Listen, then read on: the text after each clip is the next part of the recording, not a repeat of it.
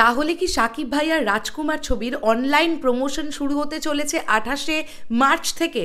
অর্থাৎ সাকিব ভাইয়ার জন্মদিনের দিন বুর্জ খালিফাতে ট্রেলার উন্মোচনের মাধ্যমেই কি শুরু হবে এই ছবির অনলাইন প্রচারণা?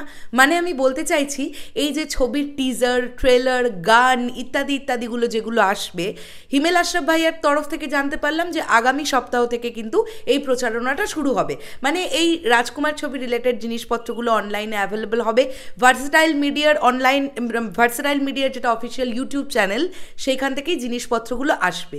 এখন কথা হচ্ছে, সাকিব ভাইয়ার জন্মদিন 28 মার্চ, সেই দিনের পরে কি, মানে ট্রেলারের পরে কি বাকি জিনিসগুলো আসবে নাকি ট্রেলারের আগে আসবে? এই বিষয়টা নিয়ে আমি একটু কনফিউজড হয়ে গেছি। সাকিবিয়ান ভাইরা বোনেরা, তোমরা যদি বোধগম্য হয়ে থাকো বিষয়টা নিয়ে, আমাকে একটুখানি কমেন্ট বক্সে জানাতে এসো। আমার কোথা থেকে কনফিউশনটা ক্রিয়েট হলো আমি একটু তোমাদেরকে বলি।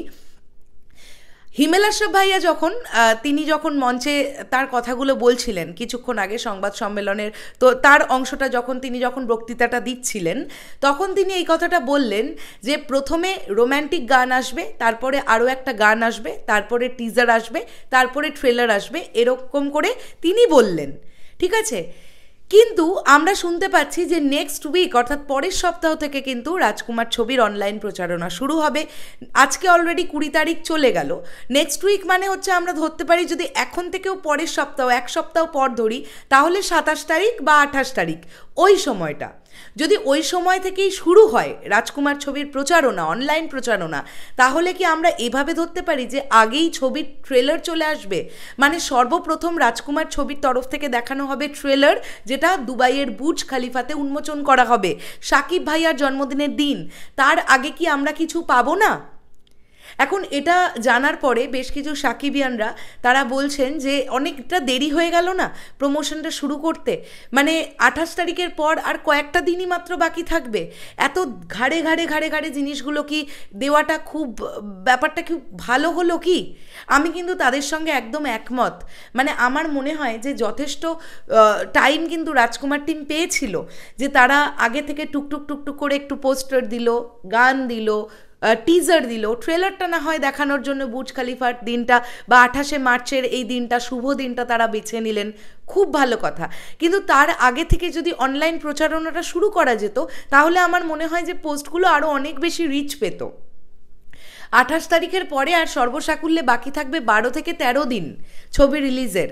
তো এই 12-13 দিনের মধ্যে এতগুলো জিনিসপত্র, অর্থাৎ রোম্যান্টিক গান, তারপরে আবার একটা গান, তারপরে টিজার, এই এতগুলো জিনিস মানে 2-3 দিনের গ্যাপে গ্যাপে গ্যাপে গ্যাপে দেওয়ার থেকে আমার মনে হয় যে যদি পুরো টিমের কাছে সবটা রেডি আছে, কারণ তারা বলেছেন সবটাই তাদের কাছে রেডি আছে, তাহলে এই 28 তারিখ পর্যন্ত এই 8টা দিন কেন কিছু দেওয়া হবে না?